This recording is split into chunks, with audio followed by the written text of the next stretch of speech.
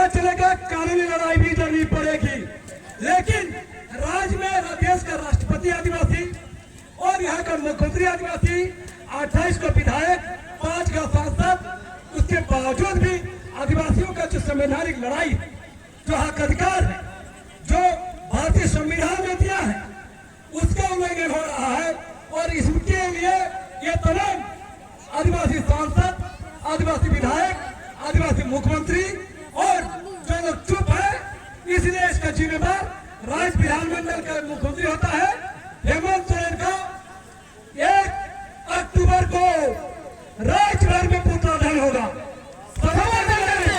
राज्य भर में, चाहे कोल्हान हो, जगन्नाथपुर हो, पुंडू हो, तमा हो, राज्य मांडो हो, गांव घर का ही हो, एक दिन में आप बता रहे 1 अक्टूबर को राज्य भर में पुतला दहन राज्य के मुख्यमंत्री हेमंत सोरेन को होगा।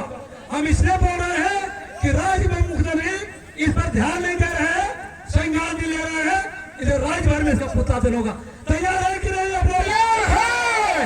अरे पुतला बनाना है, बता रहे पुराना हो, अब जानवे कर बांध के गांव घर में जलाइए, तभी चेतेगा। बता रहा है सच्चे का ढुड़काएंगे तो बहुत गलत केस हो जाएगा। इसलिए बता रहा है राजनीति में और आंदोलन में प्रतीकात्मक ढंग से इसका पुतला दहन करना होगा, ताकि देश का तमाम मीडिया बंधुओं से मेरा आग्रह है इस समाचार को प्रमुखता से चलाएं। तो साथियों, आगे फिर सभा वक्तागण है, मैं इन्हीं शब्दों के साथ सबको जोहार। लक्ष्मी दादाजी को जो हमारे सर्वसम्मति से प्रस्ताव पारित हुआ, सबको 1 अक्टूबर को अपना गांव गांव, घर घर, टोला टोला में हमारे मुख्यमंत्री का पुतला दान करेंगे। इसी के बीच में हम एक हमारे आवश्यक सूचना हमारे एक टूटी मुंडा गांव बारूडी खूटी से है। कहीं पर किसी के पास अगर वो लड़का है, टूटी मुंडा गांव बारूडी, लगभग 7 वर्ष का है, अगर किसी के पास है तो मंच पर आने का, उसको लाने के लिए कष्ट करेंगे। कहीं पर गुम हो गया है, परिवार से दिखा बारूडी खूटी का है। इसके बाद हम अगला वक्ता का आमंत्रण करते हैं हमारे मानिक सरदार जमशेदपुर से। सम्मानीय मंच, वीरों की धरती तमाड़ टोड़ांग मैदान से आप सभी को मेरा जोहार।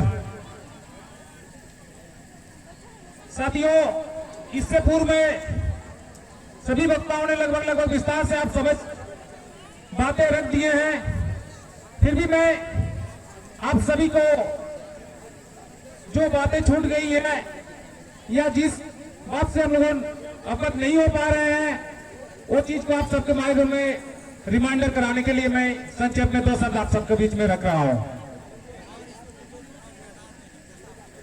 लगभग हम सभी को जानते हैं कि देवड़ी देरी हम आदिवासियों का है, विशेषकर हम मुंडा समाजों का है। लेकिन ये देवड़ी देरी कोई सामान्य चीज नहीं है। हम सबके लिए सामान्य चीज इसलिए नहीं है क्योंकि ये हमारी आस्था का प्रतीक है। देवड़ी देरी इसलिए सामान्य नहीं है, ये हम आदिवासियों का गौरवान्वित है, और ये गौरवान्वित देवड़ी देरी को हम सब यूं छीनने नहीं देंगे। चाहे प्रशासन इस लड़ाई, इस आंदोलन में कितनों को जेल में डाले, हम सब जेल जाने के लिए तैयार हैं। प्रशासन से इस मंच में कहना चाहूंगा, होटवार जेल का दीवार बड़ा कर ले, क्योंकि आदिवासी जेल जाने के लिए तैयार है और ये लड़ाई लड़ने के लिए तैयार है। आज जेल होगा, बेल होगा, फिर देवड़ी देरी का आंदोलन होगा, क्योंकि ये आदिवासी, ये वीरों का धरती से अब ये उन्मूलन थमनी नहीं चाहिए। ये लड़ाई हम आदिवासियों की सामान्य लड़ाई नहीं है। ये लड़ाई लगभग, हम इस लड़ाई में कम से कम, हम जमशेदपुर से बिलोंग करते हैं। 2018 से हम इस देवड़ी गिरी, इस गांव से एक घर, एक परिवार से जुड़े हुए हैं। इस लड़ाई में ना जाने कितने साथी को खोया है, कितने साथी को पाया है। इसलिए ये लड़ाई एक खून का बलिदान से ये हमारी लड़ाई है। साथियों, ये लड़ाई हमारा कोई धार्मिक लड़ाई नहीं है, ये लड़ाई हमारा संवैधानिक लड़ाई है, ग्राम सभाओं का हक अधिकार की लड़ाई है। इसलिए ग्राम सभा का हक अधिकार की लड़ाई मैं कह रहा हूं क्योंकि 1908 में इससे पूर्व के दादा लोगों ने कह दिया है, फिर भी मैं उस चीज को दोहराना चाह रहा हूं। 1908 का सेटलमेंट में साफ साफ मुंडाओं के नाम पे खतियान में दर्ज है। मैं प्रशासन से पूछना चाहूंगा, सरकार से पूछना चाहूंगा, एक कटी जमीन CNTF जमीन एक गैर आदिवासी पांडा के नाम पे कैसे हो गया? इसका जवाब दे हम आदिवासियों को। इससे पहले लड़ाई निरंतर होती रहती है। आप सभी को जानकारी देना चाहूंगा, ये लड़ाई इस समय इसलिए व्यापक हो चुकी है, क्षेत्र के विधायक आप सबों का विकास मुंडा 8 करोड़ का फंड लाया है देवड़ी में सौंदर्यकरण के नाम से। आप सबको पता होगा, वो फंड नहीं है, वो देवड़ी गांव का विस्थापन के कागज है। आप सभी को हम यही तो जानते हैं कि देवड़ी देवी लूट रहा है, नहीं, देवड़ी देवी तो लूट रहा है, साथ साथ देवड़ी गांव के करीब 150 घर टूट रहे हैं, विस्थापित हो रहे हैं। सरकार क्या उन लोगों को मुआवजा तय किया है या कौन से कानून में CNTF और फुटकटी जमीन किसी गैर आदिवासी के नाम पे हस्तांतरण हुआ है? उसका जवाब हम आदिवासियों को जानना चाहिए।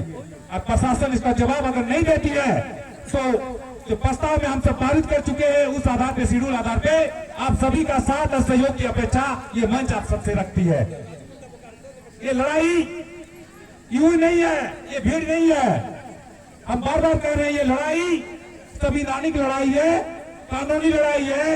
ये कानूनी लड़ाई को कानूनी ढंग से लड़ाई जाएंगे। किसी भी वक्ता या नेतृत्वकर्ता या किसी राजनीति पार्टी के बातों में या आवेश में मैं समाज के समस्त लोगों से निवेदन करना चाहूंगा, ये लड़ाई कानूनी रूप से लड़ाई जाना चाहिए, ना कि हम गैर संवैधानिक से।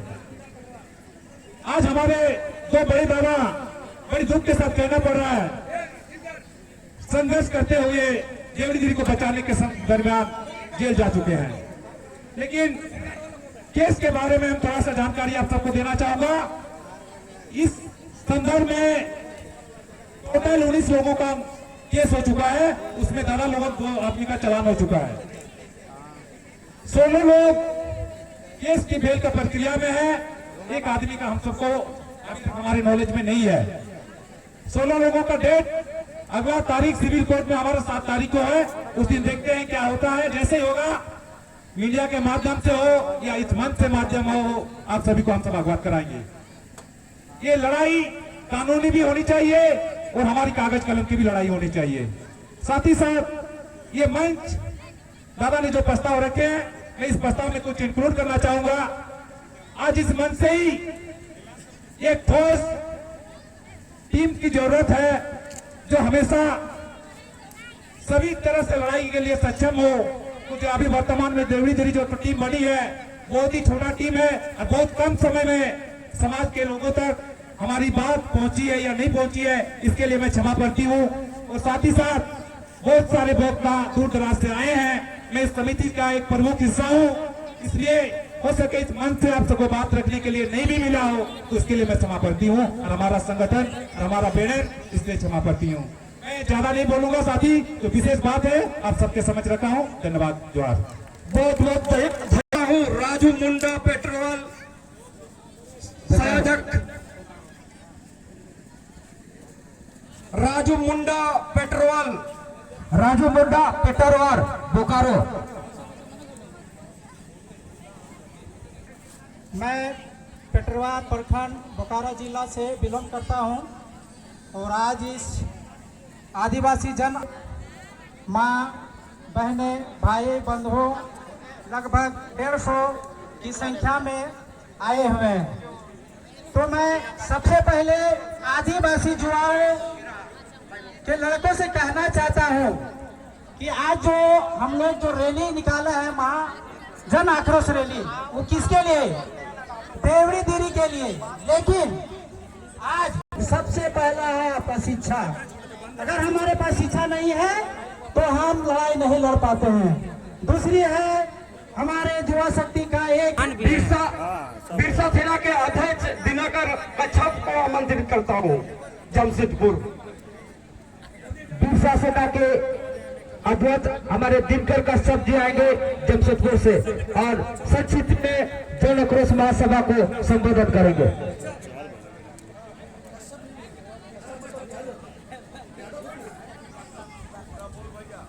ऐलान की धरती में आवाज की कमी हो गई है। उलगुलान जोहार जोहार सुनाई दिया। बिरसा मुंडा के उलगुलान धरती पे सिर्फ उलगुलान होगा। भाषण देने वाले राशन नहीं देंगे, याद रखिएगा। लेकिन आज जिस तरह से हमारे जमीन को छीनने का काम किया जा रहा है, चाहे वो हमारा धर्म स्थल हो, चाहे हमारे जल जंगल जमीन हो, लेकिन मैं बोलना चाहूंगा आप लोगों को कि सिर्फ भाषण से काम नहीं चलेगा। रोड में चलना होगा, तीर के नोक पे बात करना होगा, या तो छाती में मारना होगा। और मैं बोलना चाहूंगा कि जितने भी मेरे साथी हैं, एक चीज जान लीजिए कि आप उनके वंशज है जो इतिहास के पन्नों में दर्ज हो चुका है। बिरसा मुंडा सीतू कानून तीर के नोक पे बात किए हैं, तो आपको तीर धनुष लेके भी चलना होगा। लेकिन यहाँ तो देख रहे सब निहत्या हुआ है, तो क्या इस आदिवासियों का खून पानी हो गया है? बताइए, क्या खून ठंडा हो गया है? मेरा खून गरम है, इसलिए तीर धनुष लेके आए। जब फोन करेगा तब छाती में मारेंगे उसका।